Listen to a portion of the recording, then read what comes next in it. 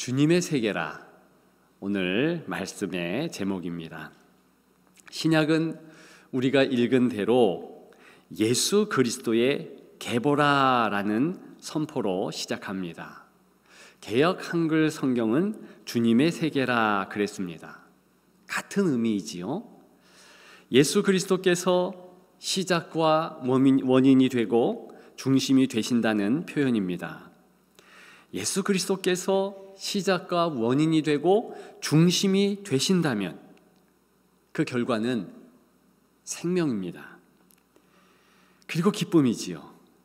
감탄이며 우리 삶의 찬양인 것입니다. 한마디로 말하면 축복 아닙니까? 구약의 마지막 책은 말라기입니다. 지난주 특세의 주요 본문이기도 했습니다만 히브리어 원문으로 보면 말라기의 마지막 단어는 저주라는 단어입니다. 이는 사람의 결론이 저주라는 것을 의미합니다.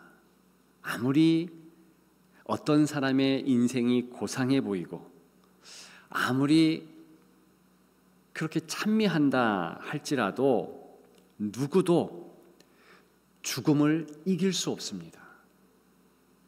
어떤 인생이든 다 무덤의 문턱을 넘을 수 없다는 것입니다. 그래서 허무로 끝나고 그래서 한스럽고 힘든 것입니다. 즉 저주는 주님 없는 세계의 당연한 참상인 것입니다. 그래서 말라기는 주님의 세계에 대한 기대를 불러일으킵니다. 참으로 허망하다. 참으로 아무것도 아니다. 그러한 인생에게 주님의 세계라. 그 세계를 원하는 사람들은 아름다운 신세계가 열릴 것이다 라고 말하며 이제 성경 한 페이지만 더 넘기면 된다. 이러한 희망을 불러일으킵니다. 구약의 성도들이 너무나 소망했고 기대했던 그런 신세계는 과연 어떤 모습일까요? 결론부터 말씀드리면 기대와 사뭇 달랐습니다. 그래서 너무나 차분했지요. 사람들은 그 세계가 임했는지도 몰랐고 예수 그리스도를 통하여 계속 전개되는 그 세계 가운데 내가 살고 있다라는 것을 인지조차 할 수 없었습니다. 예수님의 모습이 그랬던 것처럼 사람들 보기에 흠모할 만한 아름다운 것이 없었기 때문입니다. 그러나 주님의 세계는 이 세상을 정복 그리고 전복시켰습니다. 역사를 바꿨습니다. 세상의 평안과 비교할 수 없는 하나님 나라의 평강이 하나님의 자녀 가운데 가득하게 되었습니다. 핍박이 있든 고난이 있든 환난이 있든 그것과 상관이 없이 넉넉히 이기며 살게 되었습니다. 주님의 세계라. 그 세계에 몇 가지 두드러진 특징을 살펴보십시다. 첫째, 시간의 역전이 일어난다는 것입니다. 사람에게 있어서 과거는 정말 중요합니다. 과거의 시간에 내가 어떤 행동을 했는가 반드시 현실, 현재, 오늘의 그러한 결과가 있게 됩니다. 어제 저녁 늦은 밤에 무엇을 먹었느냐에 따라서 더 배부르기도 하고 덜 배부르기도 합니다. 그리고 그것 때문에 배탈이 나기도 합니다. 현재는 과거의 결과라 말합니다. 인과응보가 있는 것이지요. 우리가 읽은 본문 그 뒤에 예수 그리스도의 족보가 나오고 있습니다. 보통 족보는 어떤 내용을 담고 있습니까? 조상 누가 누구 또 있어서 그 후대가 이렇게 건실하게 되었다. 자랑할 만한 조상들을 거론합니다. 그 조상들의 노력과 땀, 그것 때문에 후대가 역시 건실하고 또 성실한 그러한 가문을 일으킨다. 대단한 가문이다. 그런 찬사가 깃들여져 있는 거 사실입니다. 그런데 오늘 본문의 예수 그리스도의 족보, 전혀 다른 의도가 담겨 있더라는 것입니다. 그것은 예수님 때문에 그 유명한 아브라함도, 그 유명한 다윗도 존재하게 되었다는 것입니다. 논리적으로 이상한 것입니다. 어떻게 과거가 원인이고 그 다음 시대가 결과일 수 있는데, 이 세계는 결과가 앞에 나올 수도 있다는 것입니다. 물론 그 이전에도 이 아브라함과 다윗뿐만이 아니라 많은 구약의 신앙인들이 오실 메시아를 앙망하며 기다리며 살았습니다. 그 이름으로 구원받은 것 확실합니다.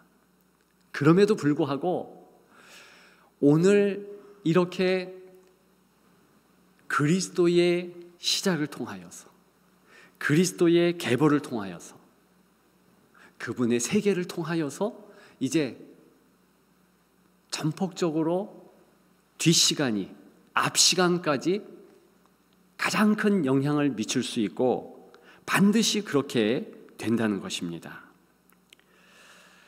이것은 시간의 지배를 받는 인간사에는 이해할 수 없는 부분이긴 합니다. 제가 성씨가 탁씨잖아요. 만일 제가 성씨가 탁씨이기 때문에 그 연고로 저희 아버지도 저희 할아버지도 탁씨다, 이렇게 말한다면 이건 논리적으로나 이성적으로 틀린 이야기입니다. 할아버지나 아버지가 탁씨이기 때문에 저의 성씨가 탁씨인 것이지요. 그러나 오늘 본문의 내용은 시간의 창조주이신 예수 그리스도께서 이렇게 하셨다는 것입니다. 후대의 시간이 선대의 시간까지도 가장 큰 영향력을 끼칠 수 있다는 것, 이것이 주님의 세계의 특징이라는 것입니다. 신약 시대를 살아가는, 오늘 주님의 세계 안에 살아가는 우리들에게는 더 확실하게 이 현상이 나타납니다. 주님께서 요한계시록 22장 20절에 진실로 내가 속히 오리라, 이렇게 말씀하셨습니다. 그랬더니 성도들은 아멘, 주 예수여 오시옵소서, 그렇게 화답을 했지요.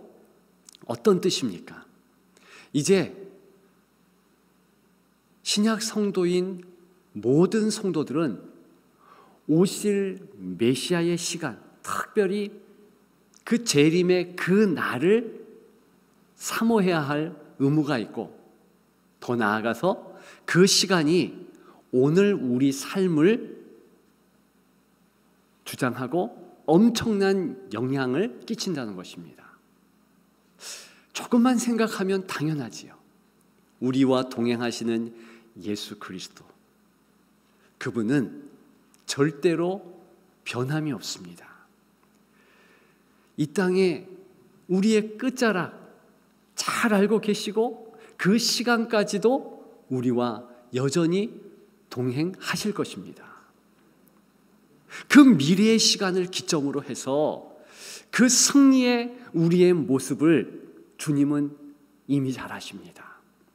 그리고 그때의 그 승리를 기준으로 삼아 오늘 우리가 믿음으로 그 모습 붙잡고 살아가기를 소망하신다는 것이지요. 그렇기 때문에 주의 날이 도적같이 이룬다라고 말하며 베드로후서 3장 12절에는 주의 날을 간절히 사모하라 그랬습니다.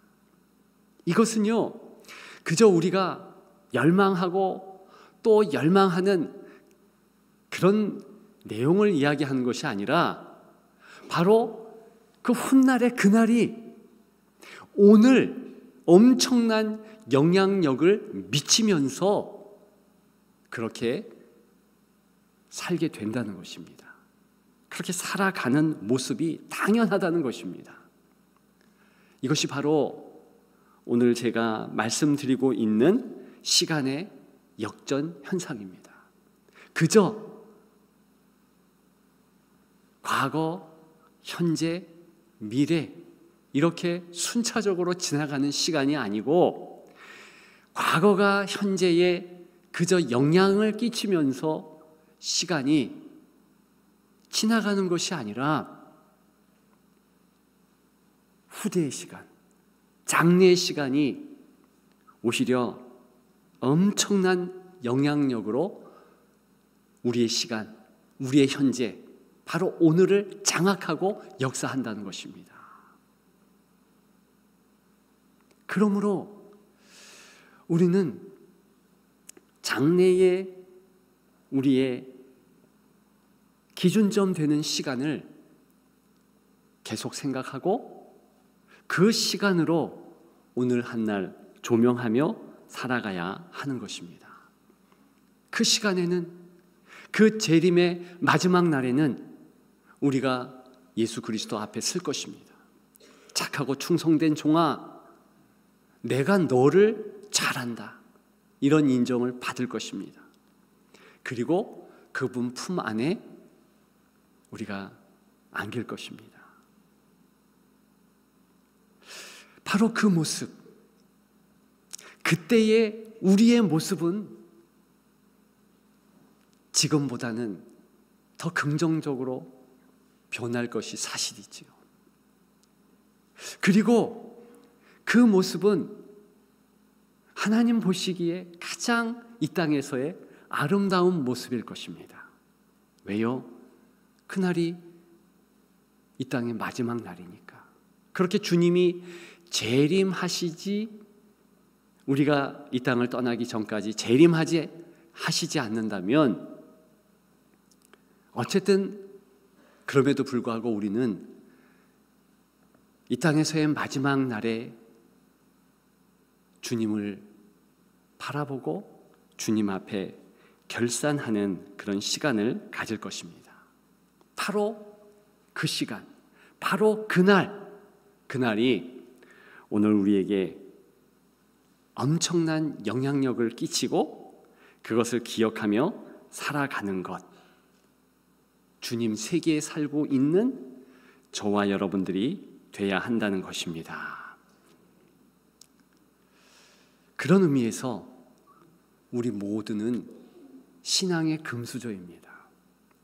우리의 황금기는 아직 오지 않았습니다.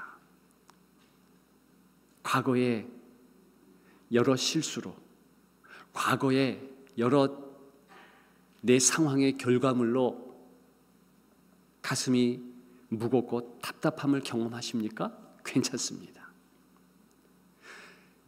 이 땅의 흙수저 같은 상황, 사실 아무것도 아니라는 것입니다. 왜냐? 가장 아름다운 날이 기다리고 있으므로, 가장 선한 하나님의 그날의 영향력이 오늘 우리의 이 시간 가운데 콸콸 넘치므로, 그래서 기왕 그날을 맞이할 것이라면, 기왕 우리는 그날에 가장 아름답게 변화된다면 오늘 어떻게 살아가야 합니까? 더 주님께 집중하고 더 하나님을 알아가고, 이틀 전 특세 때에 말씀드렸듯이 이 땅에서 남는 장사하며 살아가야 할 것입니다. 어디에 더 우리의 마음을 둬야 됩니까?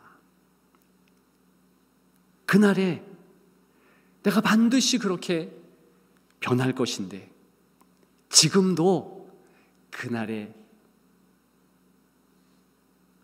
부족함 없이, 섭섭함 없이 견주어 더 그날 나의 모습과 이제 비교하며 그렇게 아름답게 최선을 다해서 사는 것, 이것이 성도의 모습인 것입니다. 두 번째, 주님의 세계, 신분의 역전이 일어납니다. 예수님의 계보, 2절부터 나오고 있는 그 계보 안에 5명의 여인들이 나옵니다. 5절에 다말, 라합, 룻이 나오고요, 6절에는 밧세바, 16절에는 마리아가 나오고 있습니다. 보통 족보는 가장인 남자들을 기록합니다. 특별히 그들의 장점, 잘한 것들을 담아냅니다. 이스라엘의 족보는 더했습니다. 여성은 숫자에도 들어가지 않았고요, 어린 아이들과 더불어서 그렇게 천대를 받은 것 사실입니다. 여성이 포함되었다는 것 자체가 있을 수 없는데, 예수님의 계보, 예수님의 이 족보에는 이것이 기록되었다는 것, 특별한 일입니다. 이 5명의 여성들을 생각해 보면 스스로 보잘것 없다고 여겼습니다. 그리고 자신들의 삶 가운데 최선을 다하면서 그렇게 살아간 이들입니다. 보십시오. 라합은 이방인이며 기생이었습니다. 자기와 자기 가족의 안전 문제를 적군에게 담보할 수밖에 없는, 참으로 자신이 미약한 것을 너무나 잘 알고 있는 그런 여인이었습니다. 역시 룻도 이방인이며 과부였습니다. 그저 같이 과부된 시어머니를 의지할 뿐이었습니다. 자기의 미약함을 너무 잘 알고 있었습니다. 다말과 밧세바도 마찬가지였습니다. 그들은 절대적으로 평판이 좋지 않은 여인들이었기에 숨죽이며 살 수밖에 없었습니다. 물론 예수님의 육신의 어머니 마리아도 마찬가지였습니다. 처녀의 몸으로 성령으로 예수 그리스도를 잉태하였으나 그것 때문에 곧 파혼이 있을지도 모르는 그러한 위기가 있었습니다. 또한 그렇게 되면 돌에 맞아 죽을 수도 있었습니다. 어떤 시기에는 너무 조마조마했다는 것이지요. 그런 삶들을 산 이들이 가장 주목받지 못한 5명의 여인들의 삶이었습니다. 바로 그때 하나님 아버지께서는 그들을 주목하고 계셨습니다. 그리고 스스로가 낮다, 천하다, 나의 삶이 참으로 보잘것없다라고 하는 그들을 가장 높여주셨습니다. 바로 이것이 주님의 세계에 주목할 점이라는 것입니다. 시편 68편 5절에는 하나님은 고아의 아버지시며 과부의 재판장이시다, 그렇게 말씀하고 있습니다. 이것은 그저 하나님은 고아와 과부를 살피신다, 이 사실에 머무는 것이 아니라 실제로 이들을 귀하게 높여주신다. 이들이 주님의 세계에는 중심 인물들이다, 이렇게 말하는 것입니다. 혹시 내 삶은 참 보잘것없다, 남들은 세상적으로 또 하나님 보시기에 큰 일들을 행하는데 난 참 하찮고 별 볼 일 없는 그런 일을 하고 있다, 스스로 봐도 난 참 아무것도 아니다, 그렇게 생각하십니까? 아닙니다. 적어도 하나님 아버지의 눈에는 그렇게 자신이 하찮다, 아무것도 아니다, 그렇게 여기는 이들을 먼저 눈여겨보신다는 것입니다. 그리고 스스로 난 참 불쌍히 여김을 받을 자다, 하나님 앞에서 그 고백하는 일을 가장 높여주신다는 것입니다. 그래서 시편 109편 22절에 왕이고 모든 것이 출중했던 오늘 본문의 한 인물 다윗 왕의 고백이 나오고 있습니다. 그는 하나님 앞에서 자신은 가난하고 궁핍하며 나의 중심이 상하나이다, 이런 고백을 합니다. 이것은 그저 하나님 앞에서 낮추기 위해서 말한 것이 아니라 정말 그렇게 여겼다는 것입니다. 그런데 하나님은 그런 고백을 하는 불쌍한 한 인생 다윗을 붙잡아 주시고 더 사랑해 주셨다는 것입니다. 뭘 말씀하고 있습니까? 사람들의 평가와 내 스스로의 세상적 잣대가 정말 이 주님의 세계에는 아무 쓸모 없다는 것입니다.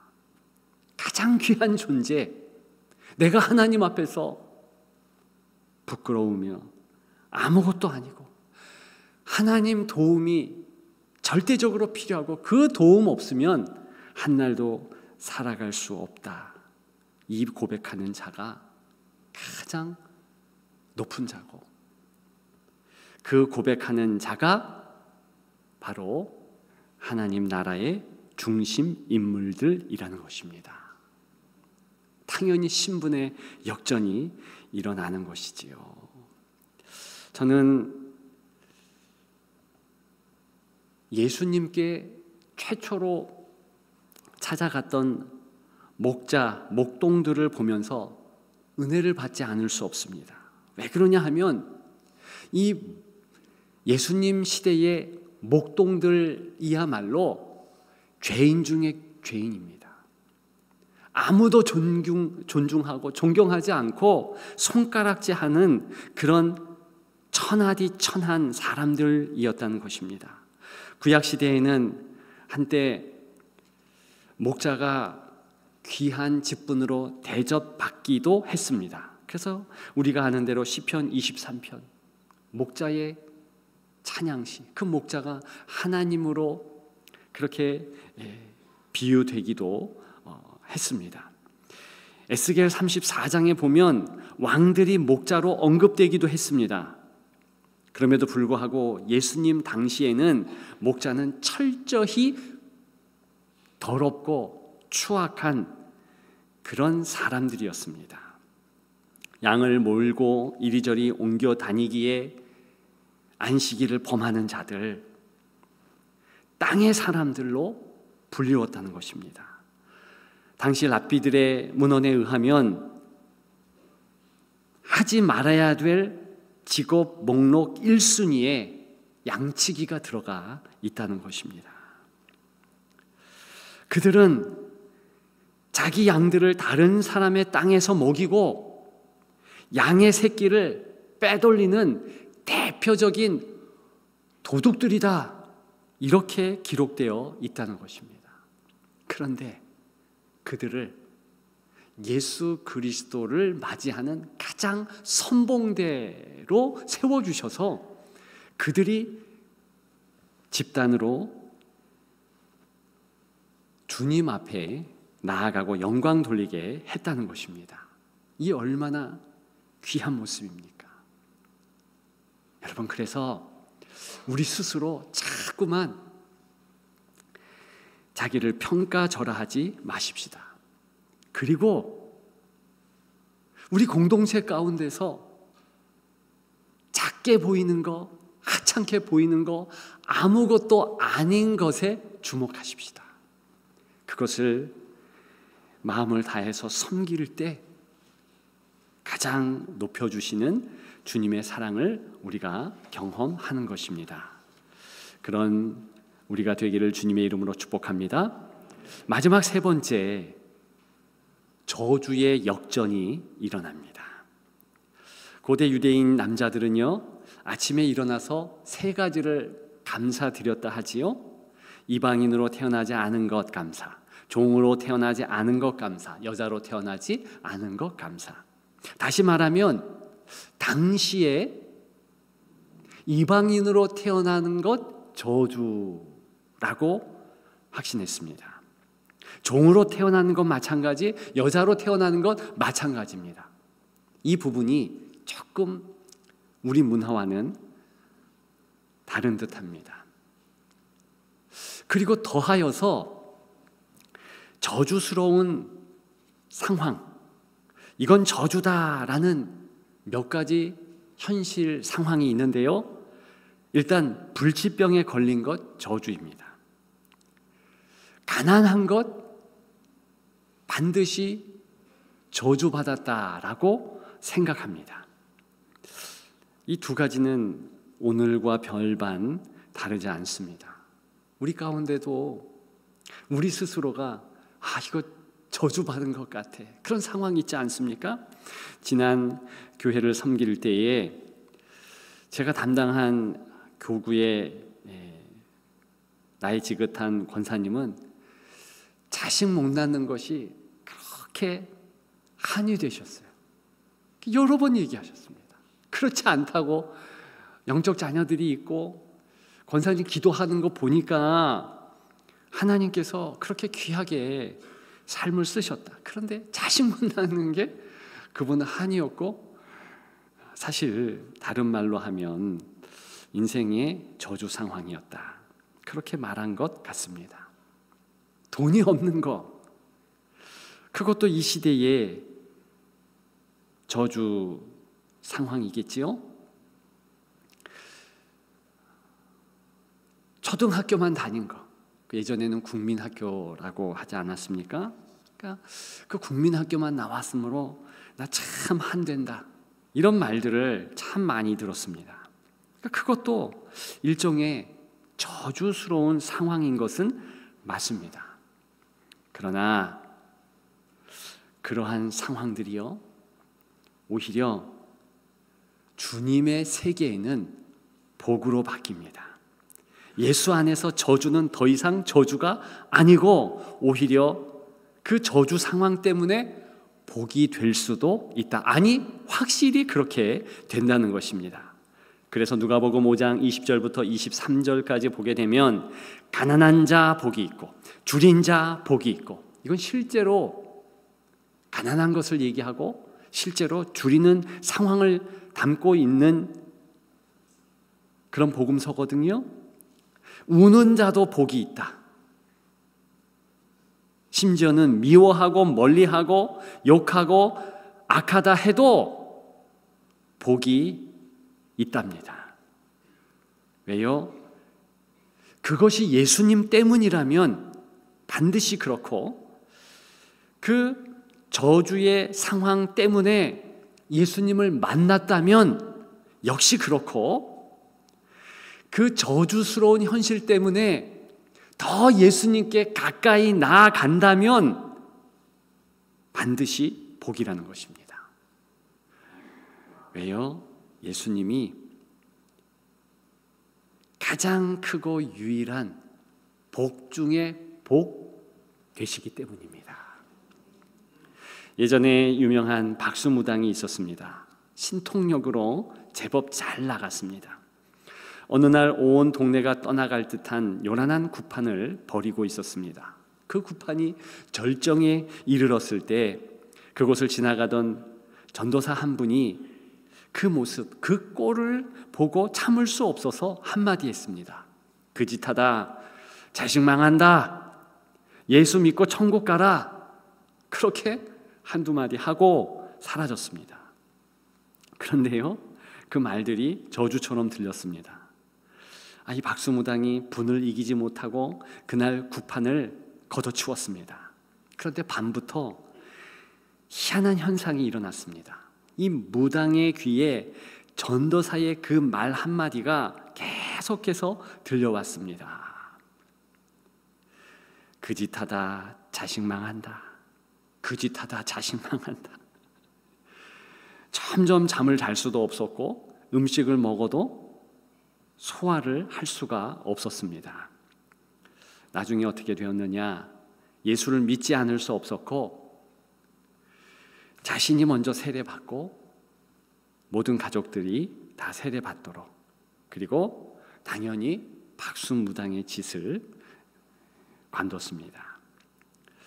바로 그 무당이 연세대 초대 총장이었던 백낙준 박사의 아버지였습니다.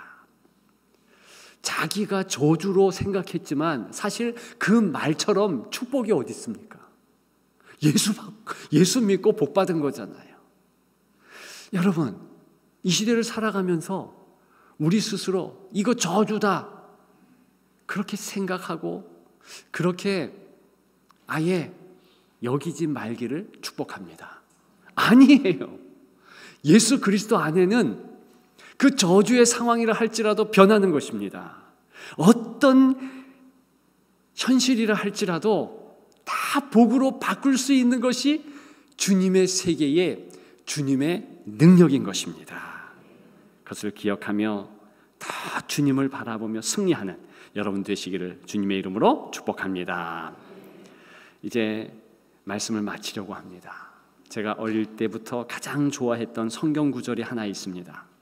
누군가에게 책 선물할 때, 편지를 전할 때 꼭 써주었던 말씀이었습니다. 바로 로마서 8장 18절. 저에게는 개역 한글이 더 좋지요. 생각컨대 현재의 고난은 장차 나타날 영광과 좋게 비교할 수 없도다. 이 뜻은요, 장차 나타날 영광이 오늘 고난의 현실을 바꿔버린다. 고난의 현실을 이길 수 있게 한다. 그런 뜻입니다. 실제로 그렇게 역사하는 줄 믿습니다. 주님의 세계라. 시간의 역전이 일어나고 신분의 역전이 일어나고 저주의 역전이 일어나는 이 세계, 바로 여러분들의 세계입니다. 그것을 기억하시면서 승리하는 주의 종들이 더욱 되시기를 주님의 이름으로 축복합니다. 축복합니다.